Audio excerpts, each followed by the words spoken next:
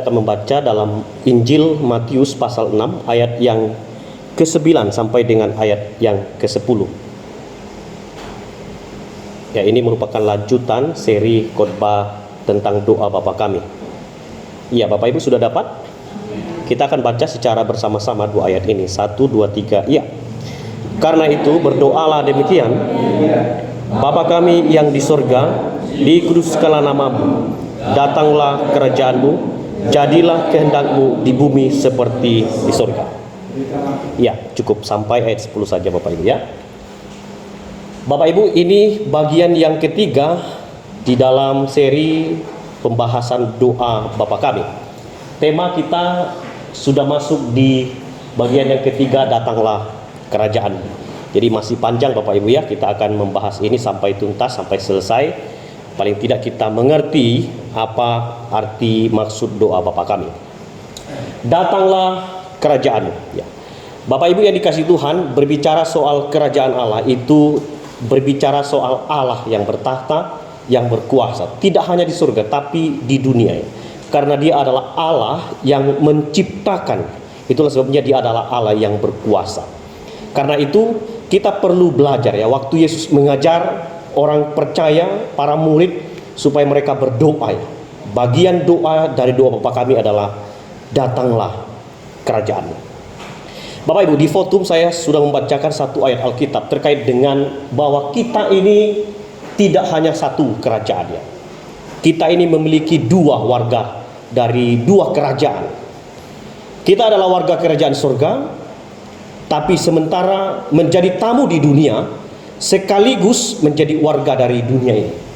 Jadi Bapak Ibu, orang percaya itu, saya pakai kata orang percaya karena banyak orang Kristen yang tidak seperti orang Kristen.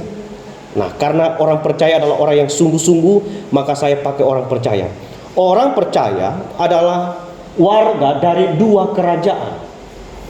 Kita adalah warga kerajaan surga, satu, sementara kita menjadi tamu di dunia, dan kita juga menjadi warga dari dunia ini. Maka Bapak Ibu yang dikasihi Tuhan, kita harus ingat bahwa kita hadir di tengah dunia ini memiliki dua kerajaan. Kita adalah warga kerajaan surga. Kenapa begitu? Karena kita sudah menjadi milik kepunyaan Allah. Tetapi sementara Tuhan tempatkan kita hidup di tengah dunia ini dengan maksud dan tujuannya. Karena itu Bapak Ibu, karena kita adalah warga dari dua kerajaan, kita harus setia kepada kerajaan surga dan juga patuh pada apa? Kerajaan di dalam dunia ini. Itulah sebabnya Bapak Ibu, Yesus mengajarkan ya, ketika orang bertanya kepada Yesus, berikan kepada kaisar apa yang menjadi hak kaisar, tapi berikan kepada Tuhan apa yang menjadi hak Tuhan. Nah, Tuhan sedang mengajarkan kita untuk taat di dalam dua kerajaan itu. Karena itu kita perlu memperhatikan, waktu kita berdoa, Bapa kami yang di surga, dikuduskanlah namamu, datanglah kerajaanmu. Nah, waktu kita bicara soal kerajaan di dalam dunia ini Bapak Ibu, berarti kita berbicara soal kerajaan ini atau dunia ini tidak sempurna. Yang sempurna itu adalah kerajaan Allah. Nah, itulah sebabnya jangan mau lama di dunia, gitu ya. Tapi juga tidak mau cepat ya kalau dalam hidup ini untuk pergi ke kerajaan surga yang sempurna. Jadi perbedaan dari dua kerajaan ini, tidak ada kerajaan di dunia ini yang sempurna. Yang sempurna adalah kerajaan Allah. Bapak Ibu, sampai kapanpun kita menjadi warga negara Indonesia, kita tidak akan mungkin puas kepemimpinan, baik itu presiden apapun itu. Kita tidak akan dipuaskan secara sempurna. Demikian juga dengan bangsa-bangsa lain. Demikian juga dengan organisasi, termasuk gereja. Kita tidak akan mungkin bisa dipuaskan menjadi sempurna kepuasan kita karena kita menuntut satu organisasi itu untuk sempurna. Tidak. Selama kita dalam dunia ini, semua itu sudah rusak, tidak sempurna. Oleh karena itu waktu kita memperhatikan tidak ada yang sempurna, maka kita sadar, oh inilah ketidaksempurnaan di dalam dunia ini. Maka jangan mencari yang sempurna kepada pribadi yang tidak sempurna. Cari yang sempurna kepada Allah, karena dia adalah Allah yang sempurna. Nah, itulah sebabnya kita berdoa, Bapa kami yang di surga, dikuduskanlah namamu, datanglah kerajaanmu. Bapak Ibu, apa maksudnya? Waktu kita berdoa, datanglah kerajaan. Kita berdoa agar kuasa Allah dinyatakan, agar kehendaknya ditaati, agar perintahnya dilakukan. Siapa yang melakukan ini? Orang percaya.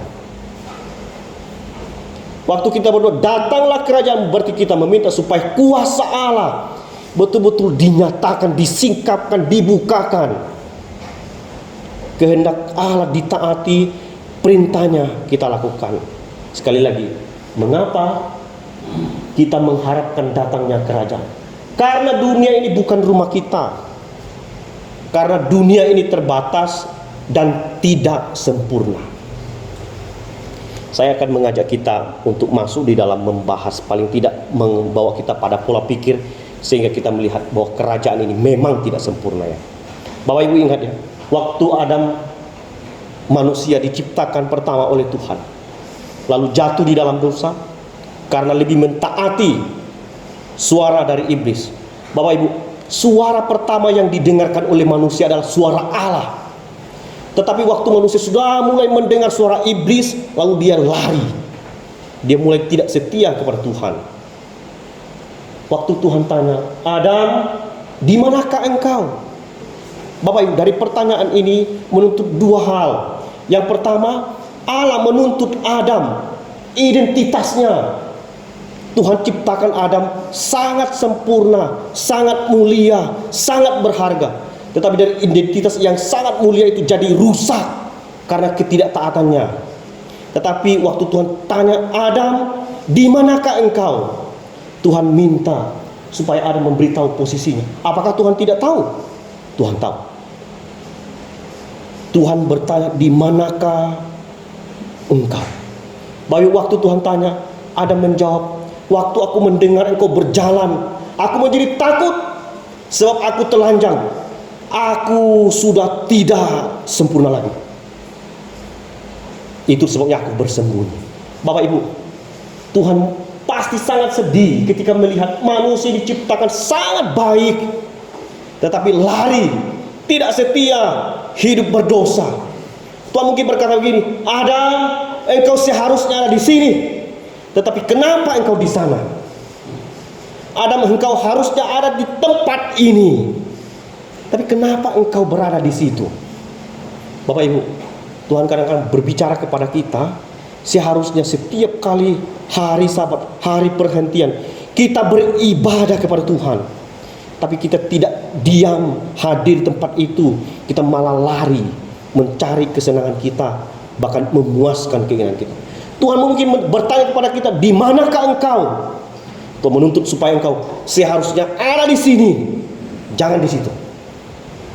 Itulah yang dialami oleh manusia pertama. Itulah yang dialami oleh Adam. Di manakah engkau? Tuhan menuntut dua hal. Identitas yang jadi rusak karena mengikuti suara iblis. Posisinya tidak lagi benar. Dia tidak lagi hidup di dalam kebenaran. Akibatnya Bapak Ibu, dia jatuh dalam dosa. Tuhan kutuk dia, Tuhan kutuk perempuan, Tuhan kutuk juga ular, Tuhan kutuk tanah. Sehingga segala sesuatu terkutuk. Maka kerusakan pada waktu itu adalah kerusakan yang sangat total. Jadi mulai dari sinilah manusia tidak lagi sempurna. Bapak Ibu, apakah berhenti sampai di sini? Tidak. Ternyata pada waktu Adam memiliki keturunan, dia melahirkan dua anak laki-laki. Waktu itu diberi nama Kain dan Habel. Pada waktu dalam perjalanan mereka mempersembahkan korban, tetapi korban yang diterima oleh Allah adalah persembahan adiknya Habel. Kain sebagai abang melihat ini tidak adil. Itulah sebabnya dia panggil, dia bawa adiknya ke bukit, lalu dia bunuh adiknya di sana. Waktu dia bunuh, Tuhan datang dan dia bertanya, Kain, di manakah adikmu? Di manakah adikmu? Bapak Ibu, waktu saya melihat, memperhatikan jawaban dari Kain ini sangat-sangat miris hati kita ya. Aku tidak tahu. Apakah aku penjaga adikku? Bapak Ibu, waktu Kain ditanya, Kain, di manakah adikmu? Dia jawab, aku tidak tahu. Apakah aku penjaga adikku? Bapak Ibu perhatikan, ini adalah pertanyaan yang retoris dan tidak perlu dijawab. Kenapa? Dia adalah abang. Dia harusnya menjaga adiknya, bukan membunuh dia. Dia katakan, aku tidak tahu apakah aku penjaga adikku. Seharusnya engkau adalah abang, engkau harus menjaga anakmu. Tugasmu adalah menjaga dia. Tapi kenapa engkau bunuh dia? Tuhan berkata kepada Kain, darah adikmu berteriak kepadaku. Itu sebab Tuhan kutuk Kain dan Tuhan murkai dia. Kain katakan, hukumanku itu lebih berat daripada apa yang kulakukan. Bapak Ibu, rusak. Waktu manusia jatuh dalam dosa, tidak hanya berhenti Tuhan kutuk, tetapi merembes pada keturunan. Ingat Bapak Ibu, ketika Daud menginginkan istri dari Uria, dia suruh Uria, ini pembunuhan yang berencana ya, pembunuhan berencana. Dia panggil Uria lalu diutus untuk berperang, taruh dari depan supaya cepat dibunuh, cepat mati, supaya apa? Dia cepat mengambil istrinya. Itu adalah dosa. Tapi waktu mereka menikah dengan Betseba, lalu Tuhan kutuk dia, akhirnya anak yang lahir itu mati. Tuhan marah. Itulah sebabnya Daud sangat sedih karena Tuhan marah. Bahwa waktu baca Mazmur itu keluh kesah Daud, pergumulan dia karena dia adalah orang berdosa. Kain itu adalah orang yang sangat berdosa. Bapak Ibu, dari jawaban Kain ini, bukankah ini menggambarkan banyak manusia sudah salah membela diri, sudah salah membela diri, itu keegoisan, harusnya bertobat. Ini persis kehidupan kriteria seperti Kain. Bapak Ibu perhatikan ya, waktu Adam ditanya, di manakah engkau? Di sini bicara soal hubungan pribadi dengan Allah sudah hancur, sudah rusak. Waktu Kain ditanya, hubungan manusia dengan sesama hancur. Maka Bapak Ibu yang dikasih Tuhan, perhatikan baik-baik Alkitab dengan sungguh-sungguh. Waktu Tuhan tanya, Adam, di manakah engkau? Itu bicara soal apa? Hubungannya dengan Tuhan secara vertikal itu sudah hancur, sudah rusak, terputus karena ketidaktaatan. Waktu Kain membunuh saudaranya sendiri, adiknya sendiri, hubungan dengan sesama terputus, rusak, menjadi berantakan. Itulah sebabnya Bapak Ibu, di dalam doa Bapa kami ini kita membagi dua bagian. Yang pertama hubungan dengan Allah, lalu hubungan dengan kehidupan, lalu kehidupan kepada sesama. Di dalam hukum Taurat yang ke-10 itu 4 diantaranya hubungan vertikal dengan Allah, sesudah itu hubungan dengan sesama. Ini semua tidak suatu kebetulan, dan Bapak Ibu tidak akan mungkin dapatkan ini di luar, dan ini sudah ditulis dalam Alkitab dan dikaji dengan sungguh-sungguh. Waktu kita memperhatikan, oh iya ya, waktu Tuhan mencari Adam, itu membuktikan bahwa memang relasi dengan Allah sudah terputus karena Adam sudah tidak mentaati Tuhan. Waktu Kain ditanya, di mana adikmu? Itu membuktikan relasi dengan saudara sesama manusia sudah hancur. Ada pembantaian, pembunuhan di sana. Itulah sebabnya kerajaan yang kita tempati ini adalah kerajaan yang tidak sempurna. Maka Bapak Ibu yang dikasih Tuhan, sejak saat itu dunia menjadi tidak beres. Setiap orang ingin menjadi nomor satu, menjadi paling kaya, berkuasa, menjadi egois. Iblis merongrong dan merusak hidup dan relasi. Bapak Ibu jangan pikir iblis tinggal diam saat kita setia mau ikut Tuhan. Dia akan menggoncang kita, memakai segala hal untuk merusak pekerjaan Tuhan, merusak relasi kita dengan Tuhan, merusak relasi kita dengan sesama kita. Bapak Ibu, tidak hanya cukup kita membaca Alkitab, kita buat sesuatu yang kelihatannya rohani.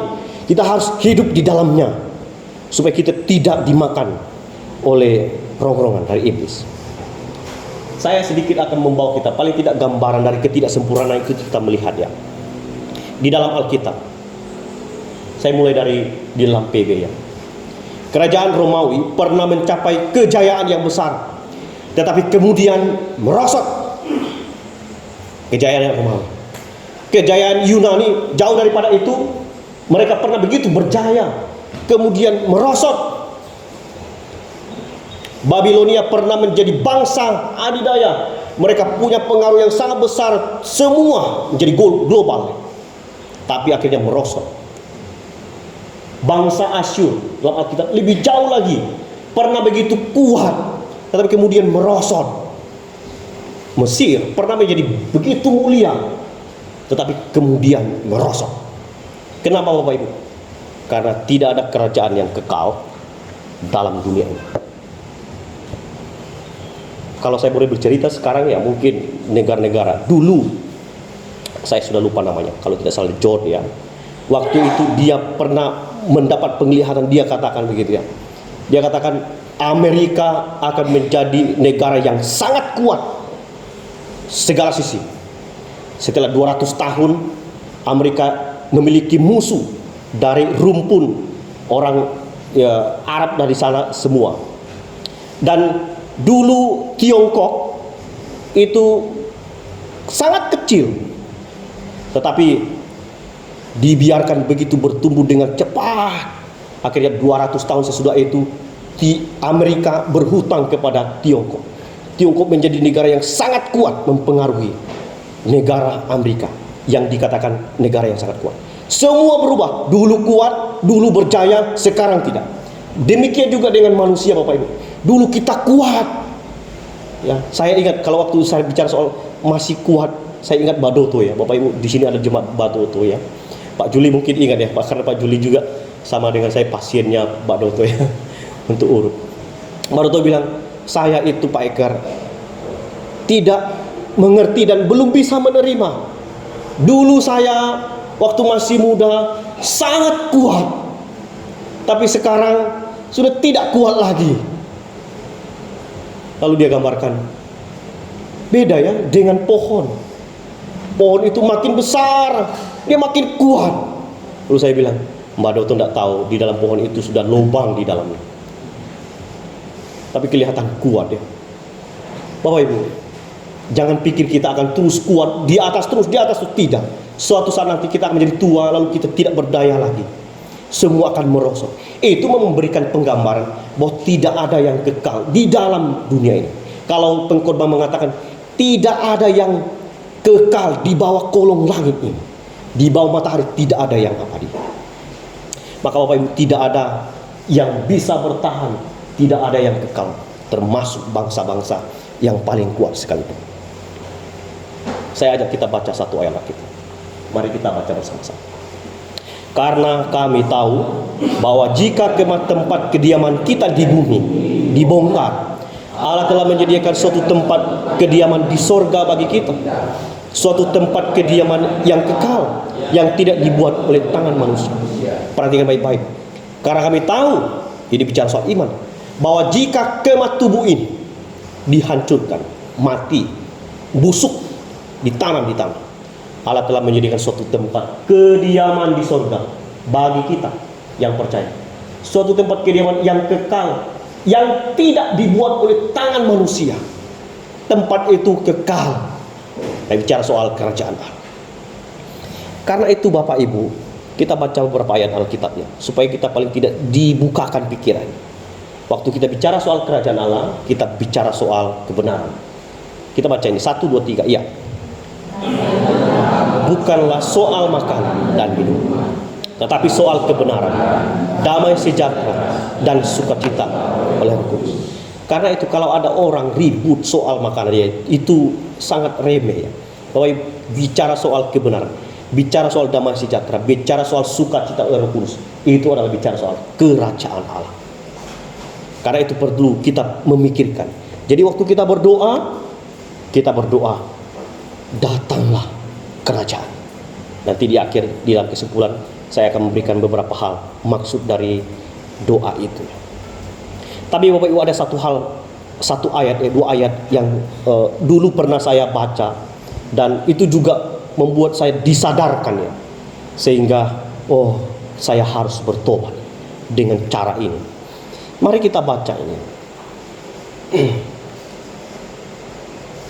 1 Korintus 6, 9-10. 1, 2, 3 ya. Atau tidak tahukah kamu bahwa orang-orang yang tidak adil tidak akan mendapat bagian dalam kerajaan Allah? Jangan sesat. Orang cabul, penyembah berhala, orang berzina, banci, orang pemburit, pencuri, orang kikir, pemabuk, pemfitnah, penipu tidak akan mendapat bagian. Waktu saya baca ini Bapak Ibu, saya sedih karena kita adalah orang berdosa. Banyak sekali dosa yang kita lakukan. Kalau begitu saya sangat tidak layak. Waktu kita bicara soal kerajaan Allah, lalu kalau kita perhatikan, orang tidak adil tidak mungkin mendapat kerajaan Allah. Lalu jangan sesat, bukan hanya orang yang tidak adil, orang cabul, penyembah berhala, berzina, banci, pemburi, pencuri, orang kikir, pemfitnah, penipu, mereka semua ini tidak akan mendapatkan kerajaan Allah kecuali satu hal, mereka bertobat. Bapak Ibu, saya minta maaf ya, kadang-kadang saya sadar juga ya, kadang-kadang mungkin korbannya keras ya, mungkin tidak sesuai dengan hati kita, tidak sesuai dengan apa yang kita inginkan. Tapi Bapak Ibu, saya menyampaikan ini apa yang benar, apa yang tertulis dalam Alkitab. Siapa yang akan bertahan, dia akan mendapatkan. Karena itu Bapak Ibu, waktu kita berdoa, datanglah kerajaan. Berarti waktu kita berdoa, memberitahu kita, menunjukkan kepada kita bahwa kita tidak bisa buat apa-apa tanpa Tuhan. Kita tidak bisa buat apa-apa tanpa Tuhan. Karena itu mari kita hidup sesuai dengan kehendak Tuhan. Mari kita memberitakan Injil kerajaan Allah kepada dunia yang sementara ini mengutamakan mencari dahulu kerajaan Allah, ya, lalu dilahirkan kembali agar kita melihat dan memikirkan kerajaan Allah. Sesudah itu bertobat. Kenapa? Demi kerajaan Allah. Bapak Ibu yang dikasihi Tuhan, waktu engkau berdoa, engkau harus memikirkan semua hal ini.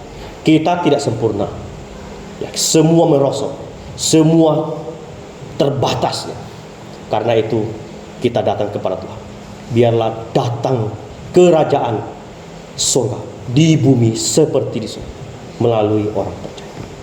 Karena itu Bapak Ibu yang dikasihi Tuhan, waktu kita mengucapkan doa Bapa kami, kita tidak hanya bicara soal apa yang kita katakan, tetapi bagaimana kebenaran itu menyentuh setiap hati kita. Nanti sampai pada poin terakhir, kita akan melihat ternyata ini maksud daripada doa Bapa kami. Saya akan membahas ini minggu ke depan. Jadilah kehendak-Mu di bumi seperti di surga. Selamat hari Minggu untuk kita semua. Mari kita berdoa. Bapa, terima kasih, kami bersyukur kami boleh mendengar firman Tuhan. Kami mengucap syukur karena Tuhan boleh terus mengingatkan, mengajarkan kami, sehingga kami boleh mengerti kebenaran ini. Ampuni kami jika selama ini kami menuntut kesempurnaan dari dunia ini, bahkan dari gereja ini sekalipun. Kami tidak mendapati itu karena memang gereja ini tidak sempurna. Semua kami adalah orang berdosa yang perlu dikasihani oleh Tuhan. Oleh karena itu kami bisa sempurna ketika Tuhan mengubah hidup kami. Kami belajar untuk serupa dengan Kristus, menjadi murid Kristus, sehingga kerajaan Allah datang melalui hidup kami. Berkati kami Tuhan, tuntun kami supaya kebenaran ini terus memerdekakan hidup kami. Demi nama Tuhan Yesus yang telah mengasihi kami dengan kasih yang kekal, kami berdoa. Amin.